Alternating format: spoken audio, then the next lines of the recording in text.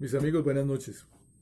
En una época de mamarrachos que pretenden hacer monstruosidades frente a personas justas y muy trabajadoras, es un buen momento para comenzar una serie.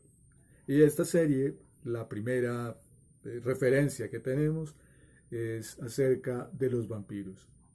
Los vampiros que, pues, desde cualquier punto de vista, son seres bastante seductores, bien sea por su aspecto físico, por su conocimiento, por su don de gentes, su carisma, a pesar de que siempre llevan donde van esa sed de destrucción, esa sed de muerte que hace que muchas de esas cualidades que pueda tener este monstruo, digámoslo así, se vean opacadas por esa sed de sangre humana.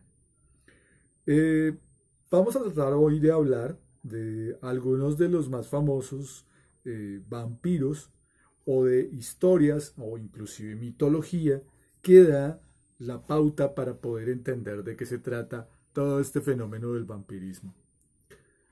Desde el antiguo Egipto podemos ver el culto a Osiris, en donde pues él es asesinado por su hermano únicamente por quedarse con la diosa Isis, su esposa y hermana. Mediante un raro procedimiento en donde a partir de unir muchas piezas, Isis le pide a Ra que sople a Osiris para que le dé el impulso vital, el Ka. Sin embargo, Ra dice que le da el impulso vital, pero que el precio es que nunca pueda volver a ver la luz de su rostro. Entonces, Osiris únicamente podía salir en su barco durante las noches y las madrugadas en plena ausencia de sol. Entonces es así que se comienza todo este culto hacia la oscuridad y todo este tipo de cosas. Seguimos avanzando y en el Imperio Romano existían las lamias, que eran unas entidades que se alimentaban de la sangre de los bebés. Y prácticamente este tipo de seres han estado a lo largo de muchas culturas. Ya tenemos que llegar más o menos al romanticismo durante el siglo XIX, que es cuando se ocurre la gran revelación de estos personajes. Entonces, la primera novela que se tenga, pues así, o el primer relato que se tenga de un vampiro ya desde la literatura, son esas historias que narra en sus poesías Lord Byron. Lord Byron era un escritor que evocaba el perfecto espíritu del aventurero cuando va a Grecia a luchar contra los otomanos para buscar la independencia de ese país. Y entonces le cuentan la historia de precisamente lo que significan los no muertos.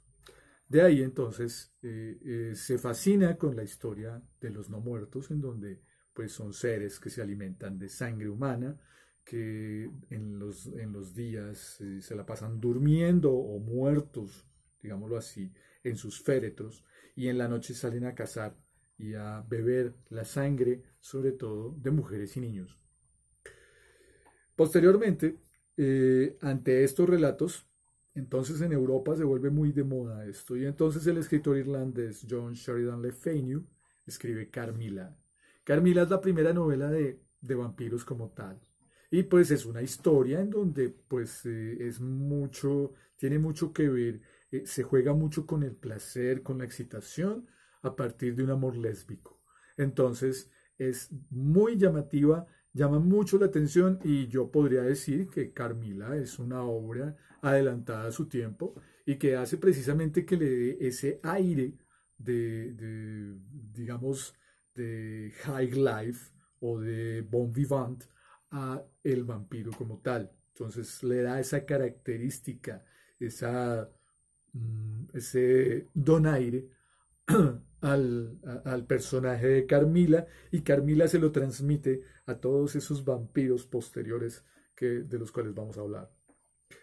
El siguiente referente pues es innegable el Conde Drácula, de la novela Drácula de Bram Stoker, también otro escritor irlandés, que pues está basado precisamente en muchos relatos que pues son de Europa Oriental, más exactamente de Rumania, en donde el escritor se deja seducir por los relatos de viaje de un amigo de él e incluye a un personaje pues real para poderlo catalogar dentro de lo que significa el monstruo como tal, ¿sí? Y toda su búsqueda y todo digamos, su historia de vida. Este tema de Drácula, esto da para otra historia más adelante. El mismo personaje real que engendra a Drácula igualmente da para mucho que hablar. Seguimos avanzando y para años más recientes tendremos que hablar de la escritora norteamericana Anne Rice.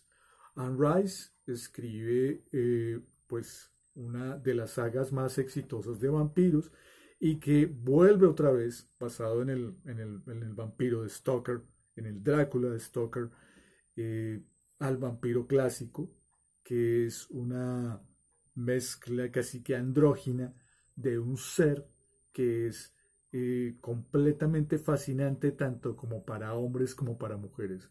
Es precisamente la saga de novelas llamada Crónicas Vampíricas y la primera novela de esas se llama Entrevista con el vampiro. Los personajes principales entonces son Louis de Pont de Black, que pues es desafortunadamente una víctima, una persona que vive atormentada por el hecho de creer que ha asesinado a su hermano. Entonces aparece un vampiro que le gusta mucho, como que le atrae bastante y lo convierte en vampiro. Ese vampiro se llama Lestat, que procede del Lestat de Lyoncourt, que procede de Francia.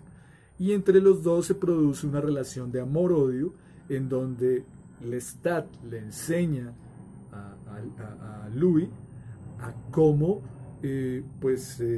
convertirse en un buen vampiro.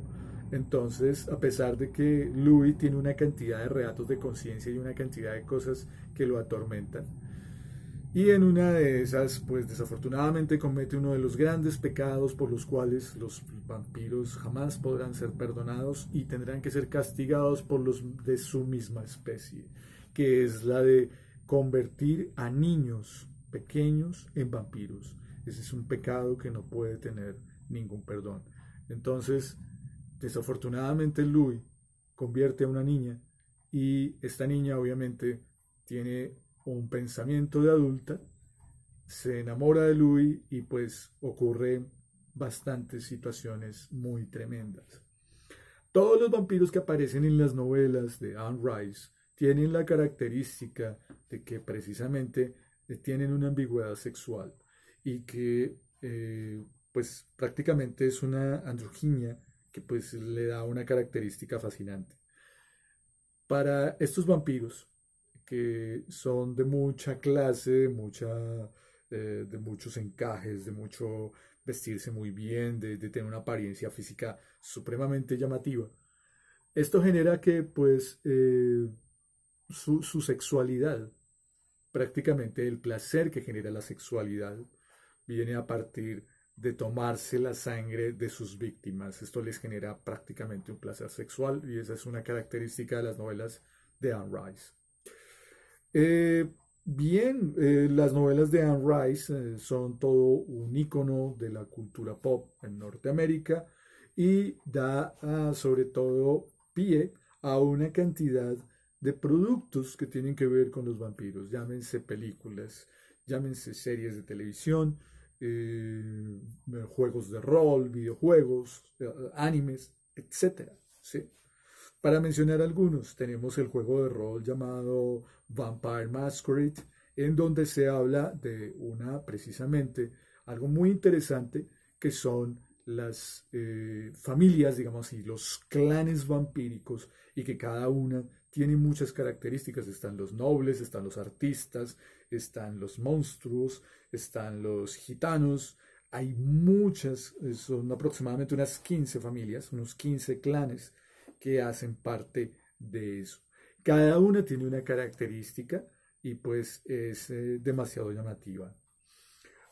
Si nos vamos a poner a hablar de lo que significan las series de televisión, pues tenemos un gran catálogo de lo que significa el abordaje de estas crónicas vampíricas. Está en sí la serie llamada Crónicas Vampíricas, en donde pues se trata de conciliar la vida de un vampiro dentro de una comunidad compuesta por humanos y de cómo trata de hacerse esa inclusión. ¿Sí? Es un ejercicio interesante. Si hablamos de cómics, pues Morbius es uno de los títulos más interesantes. Blade, el caminante diurno. Hay muchos personajes en cómics que tienen esta característica.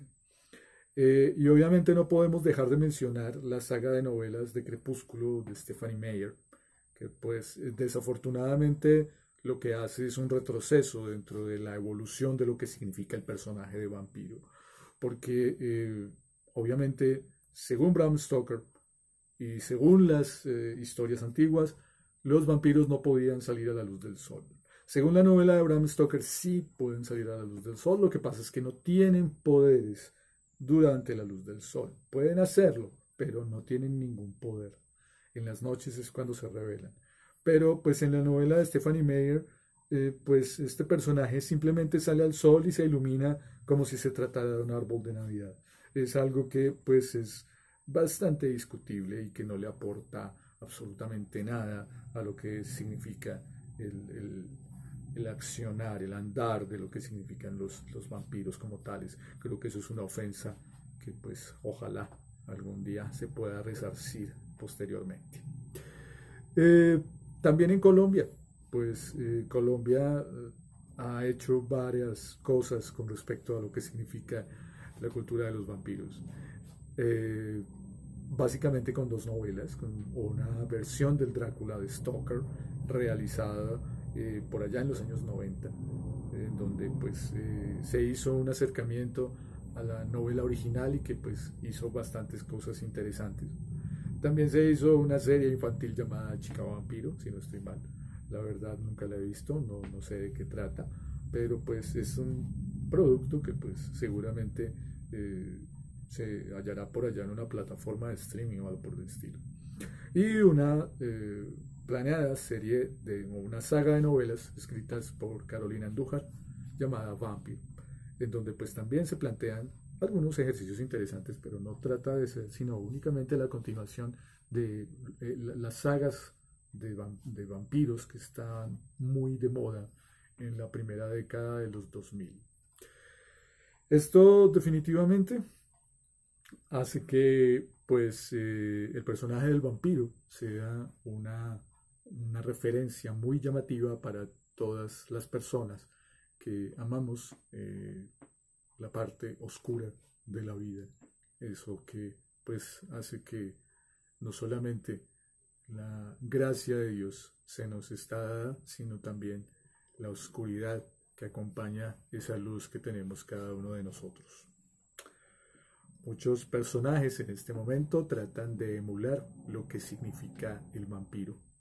Sin embargo, pues obviamente no se puede, no hay cómo, no hay de dónde. Como decía por ahí el dicho, falta pelo pa' moña. Y pues no faltan, como mencionábamos al principio, los mamarrachos que pretenden hacerse los monstruos. Podríamos decir como políticos, vampiros, banqueros, vampiros ladrones, vampiros, no sé, muchos vampiros. Sin embargo, no pasan de ser una simple imitación barata. Muchos pobres diablos queriendo dárselas de demonios, sabiendo que la ley del karma siempre trata de volver todo a su lugar. Mis amigos, muchísimas gracias. Esta fue una leve semblanza de lo que fueron los vampiros.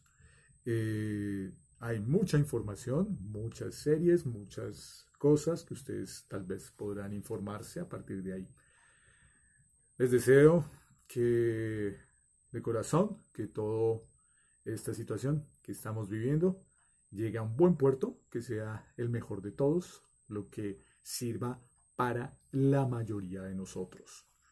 Que todo vaya bien, que todo esté dentro de lo posiblemente manejado bien, que sigan en esa resistencia, que vaya todo súper, súper bien. Esta vez creo que no diré Hakuna Matata, sino haré esto porque estamos a punto. Muy buenas noches, amigos, que estén muy bien.